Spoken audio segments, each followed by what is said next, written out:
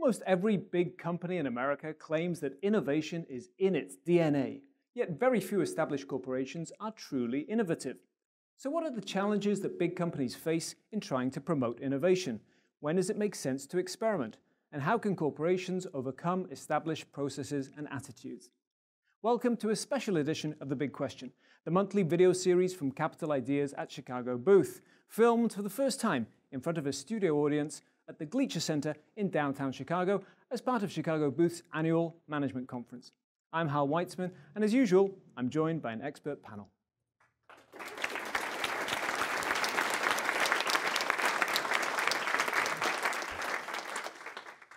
Greg Bunch is an adjunct professor of entrepreneurship at Chicago Booth.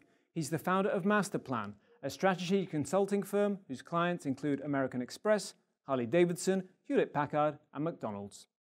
Carol Bramson is president of TBG Capital. She was formerly CEO and president of Summer Infant, and before that, managing director of 212 Equity Management, a private investment firm she founded in 2010 after a long career in private equity, venture capital, and financial and strategic consulting. She's also a Booth MBA.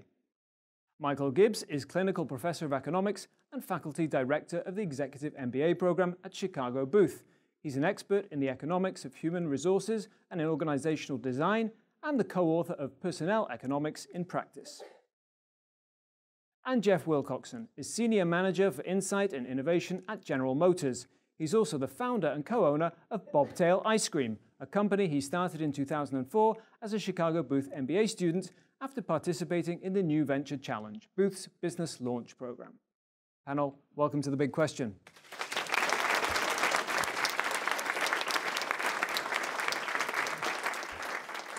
Greg Bunch, let me start with you. Let's define our terms. What is innovation?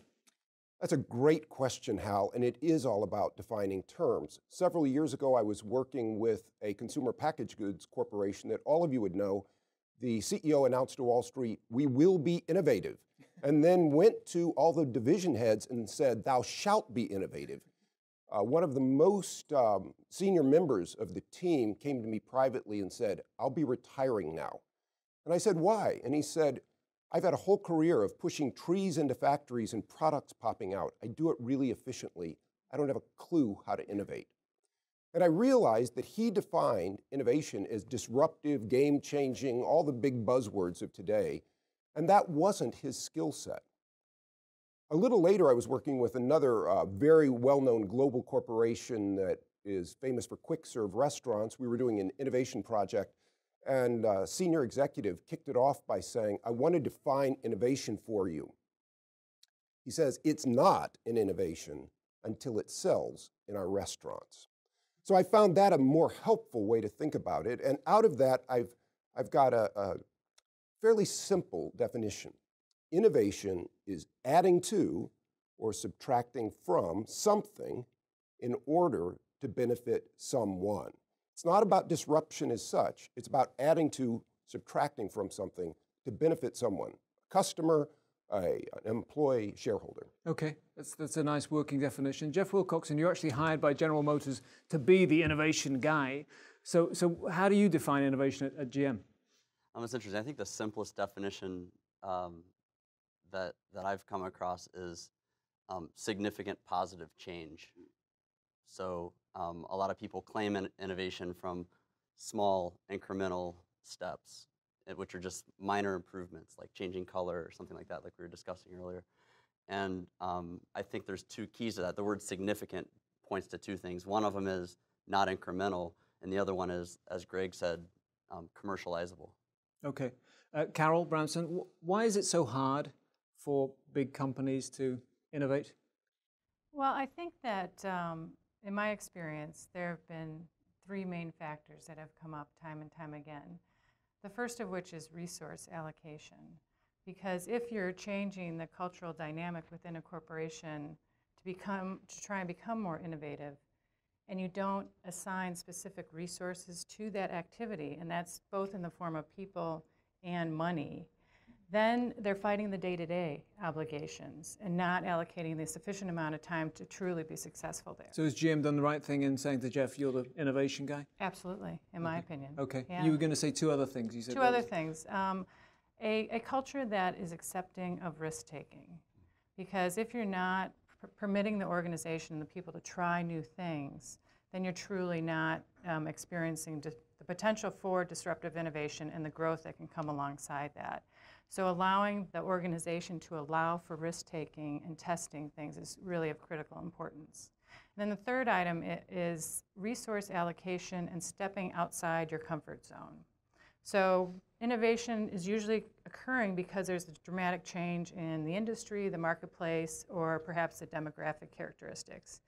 And if you're too insular focused and not going outside your organization to really learn what is going on and how you can participate in that change, you're missing out on the opportunity. Okay, there's three really nice points there. Mike Gibbs, you've actually done research. Let's bring in some data. You've actually done some research on companies and how they can promote innovation. So tell us about what you did and what you found. It's often argued that incentives undermine creativity. We actually found the opposite in the research we've just completed. We worked with data from an Indian IT services company, HCL Technologies. They have an online employee suggestion system, and we collected the data and did statistical analysis of it, which was a lot of fun. And one thing that was interesting about this company is they ran a controlled experiment. They randomly selected client teams, put some in a control group, some in an experimental group. With the experimental group, they added an incentive related to whether they suggested ideas that were accepted by clients. So we see two innovative techniques being used by the company here. We were able to do a nice analysis because of the scientific design of their experiment. And what we found is the experimental reward didn't increase the quantity of ideas that were suggested, but it increased the quality of those ideas. They were more likely to be accepted by clients, implemented, they had higher dollar value. Okay, so incentives seem to work. That's your... Incentives seem to work here. They often don't. I think the question is how you design them, and we can probably talk about that later, but they definitely did here. More specifically, the group of, we were able to look at employees who were suggesting ideas before the incentive was put in place and see how their behavior changed too. So does it undermine intrinsic motivation of creative types? And what we found is there was no effect whatsoever. It didn't do that. Okay.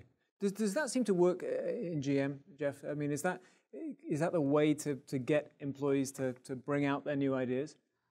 Well, there's no lack of ideas at GM. I mean, every time you turn around, a group is having a brainstorming session on some topic. So I don't think generation of ideas or quality ideas is the problem. Quite frankly, when you do that as much as we do, I start seeing the same things on repeat. And so I think to talk about the GM culture around innovation, it's been happening for 100 years. It probably started with, I'm in the connected space a lot of my time. So automatic transmission was a form of autonomy, right? And then anti-lock brakes, and then cruise control, and now next year in our Cadillac we'll have this thing called Super Cruise that you can actually take your hands off the wheel and the pedals, and it'll stay in the lane. So you can see, the innovation kind of happens through all these different groups of engineers and business folks, and the ideas flow. But I don't know that it's about incentives. I think it's it's the mission of the company to lead, and to lead in my case on the connected car front. But lots of companies have great ideas. It's often the problem getting those ideas, executing them correctly, right? And lots of things can go wrong in that process. Greg Bunch, let's talk about some of the things that companies do when they screw up, innovation. That's such a long topic that it's too depressing to think about. I actually think most corporations do innovation very poorly, and for a simple reason, it's too threatening to the core. If we're talking about breakthrough, game-changing business model innovation, a manager just can't do that unless the company's about to die. And so we talk a lot about innovation, but it's actually very threatening to the current cash flows. So I think that one of the things we have to do is actually move to incremental innovation, but in a continuous process. Jeff mentioned that little episodic innovations doesn't matter very much.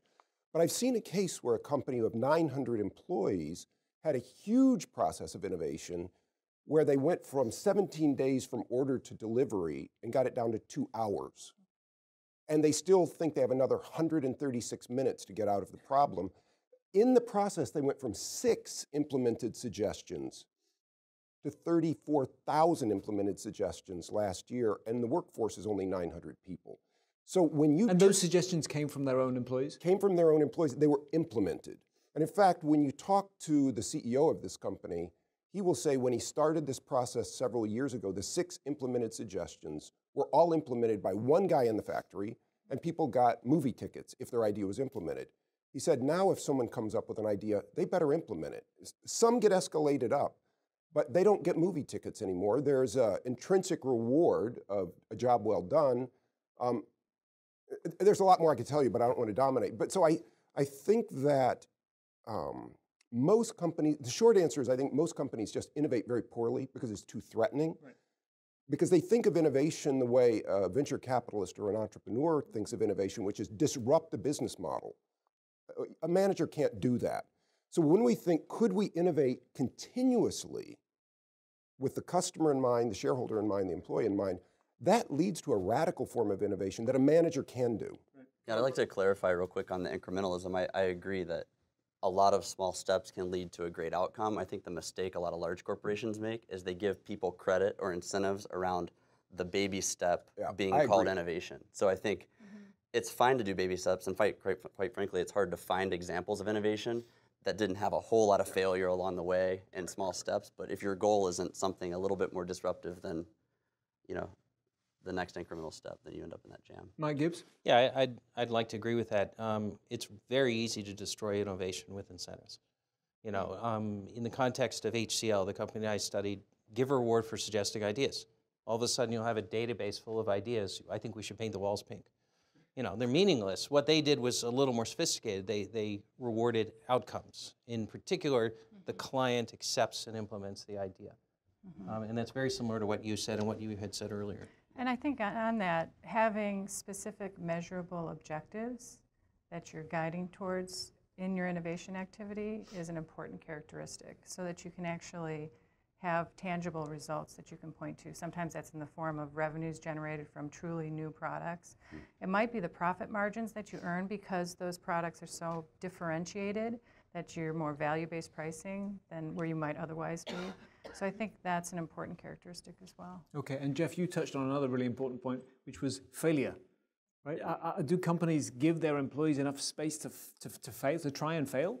Well, I was lucky enough to try and then fail, not to try to fail. I was lucky enough to be hired into a group that didn't exist, so I got to build it globally. So the expectation is that we will test hundreds of concepts a year, and we study a lot of consumer behavior. I've been around the world last year, riding in people's cars and sitting in their homes and studying their consumer electronics behavior. And when you get that close to the consumer, you come up with a lot of ideas that you can test. And what that does is, if I have 150 concepts that I tested last year, it doesn't only help us focus on the things that are driving the equities that matter the most to our customers. It also helps us help the organization stop doing some things that are not going to get us there. So I think that kind of rigor and carving out a team and investing heavily in them in a way that lets them run and fail a little bit is something that more organizations should probably do. Greg Bunch's fear of failure holding back companies from innovating? Do you like to fail? Well, I mean, if it's worthwhile, if you learn something from it, then yes. I think fear of failure is a huge demotivator. And in many companies, it's all about zero defects. When you have a zero defect culture, it's hard to take a risk that leads to a failure. Something that Jeff said that's very important, though, is somebody turned him loose and said, go wander the globe, go see what people do. The Japanese phrase, go to Genbo, which is the phrase of go to the scene of the crime, see where the action happened. I think it's brilliant that he's riding in cars because now he can see what's working. But many companies don't even want to risk that because what if he travels the globe for a year and comes up with no idea? That would be a waste of money. So I think fear of failure is huge in stopping innovation. And it's huge with all of us entrepreneurs, anyone who started a company. But if you're crazy enough to start a company, you have a different risk tolerance. And also the reward, when it pays off, is asymmetrically good. When you risk in a corporation, if it pays off, you get a bonus. If it fails, you lose your job. And so it's very terrifying to a manager, especially a successful manager, to risk. One other factor I've seen in larger corporations is they tend to be set up for large volume. So in order to test things, you're doing that in smaller quantities and going out and learning from that process and coming back and tweaking and then going back out again.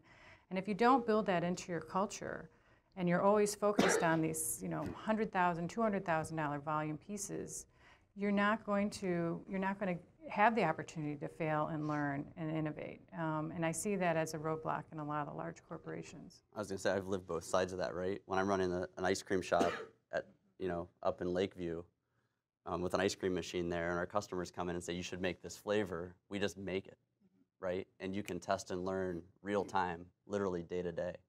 Now I'm in an industry with a 5-year development cycle for a vehicle, without the platform necessarily to develop rapidly with software. We're in a completely different situation than like a phone company, for instance. So I think you're absolutely right. The speed at which you can do it has a lot to do with the scale of the company that you're in and your ability to be flexible and nimble and fast. I wondered though about this creating a space for innovation in the way that GM has with you, where they've set up a group of disruptors, innovators. What about everybody else? Is there a danger there that they feel like, well, it's nothing to do with me. Innovation that's his job, and if we're not innovating, it's not my problem. I think the challenge with a group like mine is really one, building credibility. So we spent an almost entire year. They gave us the protection to build a foundation of insight that was credible and quantified and that we could defend. And then that's the change management that has to occur. You have to start working with product teams that used to sort of do your job and find a way to get them on board and get your ideas on their roadmaps. And it can come across as threatening at times, so you have to be pretty savvy about the way that you navigate the organization as you bring these things that you have a lot of confidence to bear. And look at Jeff's face. Don't you just want to trust him? look at my face. It's scary, right? So there is this whole issue of just, do you like the person? So if you have a change management who looks like a leader like Jeff, you give him the benefit of the doubt. No, and there's a really human issue here. Many of the people who are the best innovators are actually awkward human beings. They don't fit well in corporate settings. They get pushed out by the organism. We don't have good ways of doing that. So one of the things that GM did well is they hired somebody I instinctively wanted. Look at that guy. You just want to trust. You just want to trust him. But he's actually a radical. Anyone doing innovation is threatening to the core business. But in all seriousness, there are a lot of people. I'm actually all serious. I know, but there are a lot of people with a lot of great innovations and a lot smarter than I am, like engineers doing really amazing things all over Detroit that don't have the right voice layered on top of it. So when we go out and we make a really clear consumer-based argument for the needs that we need to meet and the real tensions that we need to solve for our consumers, and we help people make those arguments with their great innovations, we can help them get traction. So actually there's become, now that people know what we have, there's a lot of demand for the insights so they can layer it on their innovations. Right. We talked at the beginning about companies saying innovation is part of our culture, it's in our DNA, and look, there's pretty much no company that doesn't say that. What does it really mean, Carol, to have a culture of innovation? I think it starts from the top. I think you really have to have the leadership demonstrating that innovation is a critical strategic component of the mission and plan, and it's clearly communicated throughout the organization. As mentioned earlier, I think there are structural resource requirements. I think the individual who's managing the innovation process has so many hats to wear to coordinate and stimulate thinking both inside the organization and outside. In our firm, we had an innovation incubator set up where we sourced outside innovation from inventors that were developing products in our particular market segment. But we were also drawing on the innovative ideas from the product development folks within our shop as well. So it was important that there was that cross-functional understanding and collaborative working relationship going on. But that's really interesting that you brought in innovation. We did. Mm-hmm. And do companies do that enough, Mike Gibbs? Do they go out and seek innovation that works? I suspect most innovation is actually skunkworks, which is the old version of, putting the engineers in a room where nobody sees them. Right. Or innovation by acquisition, because of the organizational blocks to innovation. I wanted to, if I may, follow up on your question about can you create a culture of innovation? And in most organizations, it's nonsense. It's a buzzword. I agree with exactly. The first thing I would have said is it has to come from the top, leadership. So HCL is the example I've been studying. And the new CEO came in and he said, we should be changing from business process outsourcing to value creation for our clients. That should be every employee to the bottom of the organization. And he instituted a bunch of different changes, including different leadership promotions, cultural initiatives. And then he implemented some policies, which sounds kind of bureaucratic. Let's solution bureaucracy about innovation. Let's put it on an online suggestion system. So there's a formal way this can be done. But I think three other things need to happen. One is probably training in innovation, which you and I were talking about on the walk to lunch earlier today. People don't know how to innovate. They need some training in experimental design and thinking and ideation and so forth. Changing the mindset of supervisors, which is where the leadership component comes in, and then changing performance evaluations to all of the discussion about being afraid of mistakes.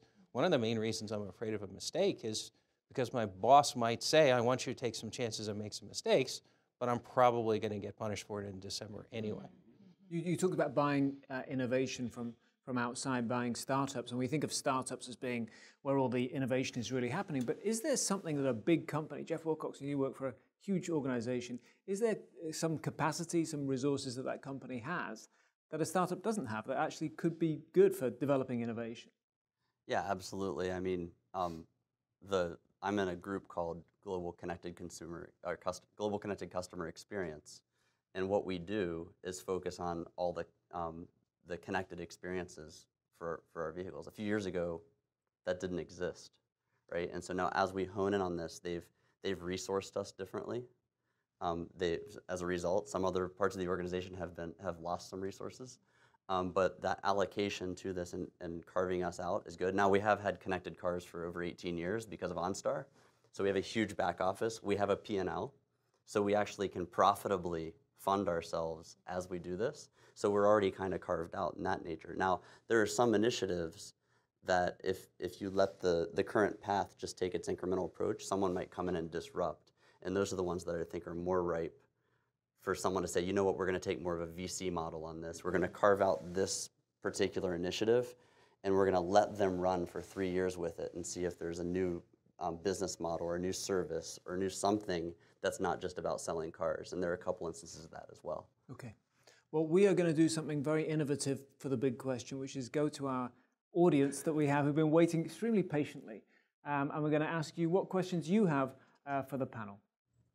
Okay, yes, a question over here. What do you do to encourage innovation when the culture has been one where there's been very little innovation? Okay, great question. How do we kickstart innovation? Greg Bunch? I always look for areas where there's health, where innovation is happening. In the corporation I mentioned that went from 6 implemented suggestions to 34,000 last year, it began with a highly motivated manager at the factory level who began to do what he could do within his area of influence. He actually found that his own boss was blocking him, did not want the innovation. The then president of the company saw what was going on and ran interference for this person. So, and eventually this man was so successful he became the president of the company. I think you start with the pockets of health where you don't mandate, we shall be innovative. In fact, when you see a company that says we shall be innovative, short the stock. Great advice. Carol? I think you can also bring in outside change agents. In addition to hiring somebody within the organization whose responsibility is focused on helping to change that culture, there are clearly groups, firms, consulting firms, and individuals who can really help change the environment and stimulate the thinking that can motivate the change that's required. Ultimately, you need to bring that in-house because if you don't truly own it within your organization, it's not going to be successful.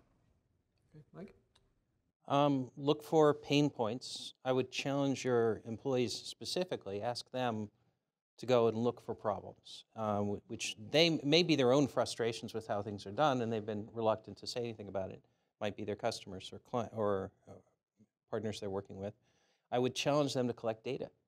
You know, go out and collect some statistics, some numbers, some qualitative information, interview people, try and put it all together. The process of doing that engages their thinking. It'll stimulate ideas and hypotheses, and then challenge them to come up with one or two and to design some experiments to test their ideas. Jeff? I would echo what these guys said. I think it's some combination of fresh blood or outside thinking, and any company that's not innovative definitely has people that have great ideas, and for some reason they're not being heard. So, for instance, when I was scrounging around running our ice cream company the first year, right out of the New Venture Challenge. We were fighting tooth and nail, right, to just keep our head above water and get as much sleep as we could. And there was a point where we realized we needed to get all of our employees together and just get all their ideas. And you could see this inflection point. One, the employees got motivated and felt more engaged, and they saw some of their ideas take effect. And two, they were closer to our customers a lot of the times, and they could give us better ideas than we as quote-unquote executives of the small ice cream company thought we could do. Okay, a question down here at the front. Yes. How long is too long to innovate toward the same idea or goal? Okay, interesting question. How long is too long? You, Jeff, you said in your industry it can take 5 years to see anything happen. I was in a panel before this where 2 panelists were complaining about the infotainment systems in their vehicle being outdated. Yeah, I mean, when you're on a 5-year hardware development lifecycle, one of the big challenges for the automotive industry is to figure out how to build a platform that doesn't succumb to that aging. And I think as long as you're locked into that development cycle, it's very hard to make sure your idea doesn't get stale by the time it hits the market. And the other thing that leads to is sometimes you keep working on the same problem that was important 4 years ago, and by the time it hits the market, it's no longer important. I forget which brand it was. It was not a General Motors brand that launched, they launched an app in their vehicle that was a MySpace app. And that was the right thing to do 4 years before, and then it was a Facebook world, right? And so you have to be really careful about that, what you're focusing on, and give yourself the flexibility to pivot along the way. I think one of the things that I've worried about is that the determination to fix that problem and the eventual costs that are associated with that can spiral, and to the point where, wait a minute, we got to take a time out and revisit Sort of whether or sunk not. costs Yeah. fallacy. Exactly, and I've seen that happen before, and you can get pretty far down that path, and you really want to try and minimize the extent to which you're so vested in that without asking yourself the question, is this really where I should be spending my time on in this particular solution? So a question over here? Yes, I've worked in marketplaces where fast followers did better than the original innovators. What are your thoughts on that? That's a great point. And innovation is very expensive. Why not just copy somebody else's idea and do it better, cheaper? Our students love the concept of first mover advantage. I try to tell them it is usually a disadvantage. First mover is only an advantage if you can defend it. So be very careful about pushing for that. I think you've asked a really important question that often the fast follower learn. Look at MySpace and Facebook. Facebook benefited a lot from MySpace. Okay, Carol? Yeah, I would agree. It's, oftentimes I've seen a push to try and be first to market, and sometimes you're doing so at the expense of doing more testing or really understanding the consumer insights that much further. And I think that it's not necessarily a defensible position to be in. So while it sounds nice, I think it's worth really making sure that once you get there, you have some sort of defensible position to protect against the fast follower. Oh, I agree completely. First mover advantage is important in a case where market share is going to matter in the long run. Usually that's an industry where standards matter, what we call positive network externalities in an econ class. Interestingly, social networks are usually like that, but Facebook still beat MySpace. So even then, it's not always true. There's a long list of first movers who have been disrupted, and I think the mistake you tend to do, you have a little bit more hubris when you're the first mover, and the reality is your S-curve is going to get disrupted. And so the second you're on one, you better be looking at the next one. I think that's pretty much true in any case you can think about. And so, I read an article this week about AOL. Because of the guy was basically turning back the clock and saying, all the things AOL brought us, email, instant messaging, to name a couple, right? Those were all first, and they were very rapidly disrupted, and they probably had a little bit of overconfidence, thinking that they could charge for those things, and that, my mother would continue using that was the market for the long term. But I think that. I'm not going to say there's not such thing as first mover advantage, because to your point, you can grab market share. But in most cases that I see, the second you're on the market, you better be looking at the next thing. Well, on that note, our time is up. My thanks to our panel, Greg Bunch, Carol Bramson, Michael Gibbs, and Jeff Wilcoxon. And my thanks to our audience here at the Gleacher Center in downtown Chicago. For more research, analysis, and commentary, visit us online at chicagobooth.edu/capideas and join us again in September for another Big Question. Goodbye.